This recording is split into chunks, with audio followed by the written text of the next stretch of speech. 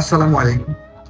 এখান গল্প আপনারা কই, হয়তো বা গল্পটা আপনারা অনেকেই শুনছই আর শোনার কথাও, কারণ সোশ্যাল মিডিয়া যারা অ্যাক্টিভ থাকেন তারা সব সময় কোনো না কোনো ট্র্যাকের মধ্যে কোনো না কোনো গল্প আপনারা পান। এরকমই একটা গল্প আসলে আমার কাছে খুবই আহ, মানে ভালো লাগছে, যার কারণে মনে হইলো যে আপনারা লগে একটু গল্পটা শেয়ার করি। আশা করি আপনারও খুব ভালো লাগবে। একজন বাবা তার সন্তানের লাগিয়া তাইদের যে ওয়াইফ আছে মারা যাওয়ার পরে তাই দ্বিতীয় আরেকটা বিয়া করে। তো দ্বিতীয় আরেকটা বিয়া করছেন শুধুমাত্র সন্তানের কথা চিন্তা করিয়া, সন্তানের আহ মঙ্গল চিন্তা করিয়া, যে সন্তানটা একলা একলা মানুষ হইব, একলা একলা বড় হইব, তার একটা গার্ডিয়ান দরকার, ওই হিসাব করিয়া তাকে বিয়া করছে। তো বিয়া করার পরে তো স্বাভাবিক সন্তান বাড়িয়া উঠে এবং সংসার চলে। একটা দিন হঠাৎ করিয়া সন্ধ্যাবেলায় ও বাচ্চার লগে বাবার একটু সময় আলাপচারিতা হন। ও আলাপচারিতাই আসলে এই গল্পর মূল পয়েন্ট অফ ভিউ। যদি আপনারা শুনিয়া থাকেন, আশা করি গল্পটা শেষ পর্যন্ত শুনিয়া যাইবা। তো যে বিষয়টা কইতাম চাইলাম, তো বাচ্চার বাপে বাচ্চারে জিগাইরা যে তোমার যে নতুন আম্মু, তোমার আম্মু তো মারা গেছে, তোমার যে নতুন আম্মু, তোমার নতুন আম্মু কিলা, তোমারে আদর যত্ন করেননি, মায়া করেননি, তোমারে অ্যাকচুয়ালি টেক কেয়ার করেননি, আসলে কিলা? তো বাচ্চাটাই আসলে উত্তরটা দিল এরকম যে আব্বু, আমার আগের আম্মুয়ে মিশা মাত মাত্তা, আমার আগের আম্মুয়ে মিশা মাত মাত্তা, কিন্তু আমার নয়া মায়ে আমার লগে মিশা মাত মাতুন না, যা মাতুই হাসা মাতুন, একটু মিশা মাত মাতুন না। তো বাচ্চার বাপ অবাক হয়ে গেছে যে ঘটনা কিতা, মানে তোমার মা, তোমার জন্মদাতা মায় তোমার লগে মিশা মাত মাত্তা, আর এখন যে তোমার সৎ মা আসুন তোমার লগে মিশা মাত মাতুন না, আসলে ঘটনা কিতা? এটা হোসান দিয়ে বাবা খুলিয়া কিতা আসলে? তখন বাচ্চা হইল বলে, বাবা দেখো, আগে আমার মায় আমি যখন খেলা দিতাম বা দুষ্টামি করতাম বা আমি কোন ধরনের বিশৃঙ্খলা করলে আমার মায় আমার শাসন করতাম, কইতা তুই আজকে গরু আইস, তোরে আজকে আমি বাদ দিতাম না, তুই আজকে গরু আইস, তোর খাওয়ান বন্ধ, তুই আজকে অনেক দুষ্টামি করছস।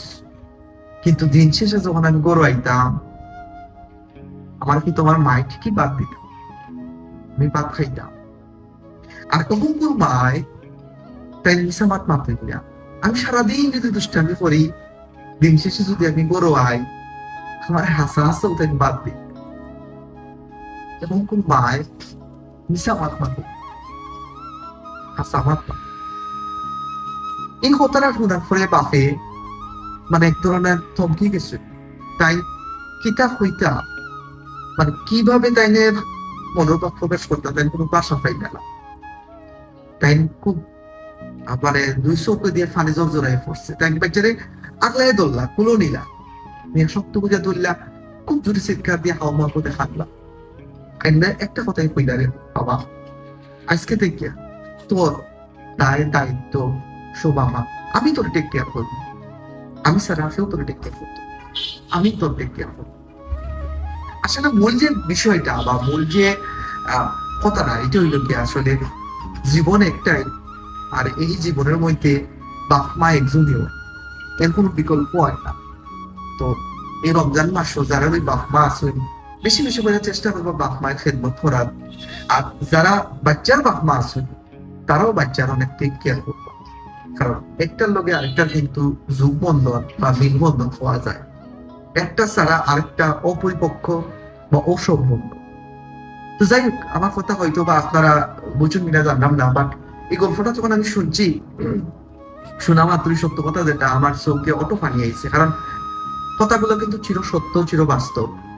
যার লাইফও ঘটছে এই কেবল হইতে পারে, যার লাইফও ঘটছে না কেউ হয়তো অতটা আন্দাজ করতে পারতো না, অতটা ফিল আইতো না। তো আমরা যেন আমরা জীবনে যেটাই থাক, যাই হইছে বা যাই হয়, সবকিছুর শেষে আমরা যেন আমরা বাপ মায়ের টেক কেয়ার করি, আমরা সন্তানের টেক কেয়ার করি, কারণ এটাই আসলে সম্পূর্ণ জীবন বা সম্পূর্ণ লাইফ। এর বাইরে হয়তো অনেক কিছু থাকতে পারে, কিন্তু সবার ঊর্ধ্বে হইল গিয়া আপনার আমার বাপ মা। যাই হোক, ভালো থাকবা, সুস্থ থাকবা, সবসময় যে কথা আমি বই শেষ করার আগে অবশ্যই একে অন্যের লাগি দোয়া করবা, একে অন্যের পাশে থাকবা, একে অন্যের প্রতি ভালোবাসা বৃদ্ধি করবা। আর রমজান মাস একে অন্যের লাগি যত পারই বেশি বেশি করে দোয়া করই, এতে করে একে অন্যের প্রতি মহব্বত বাড়বো। আল্লাহ হাফেজ, আসসালামু আলাইকুম।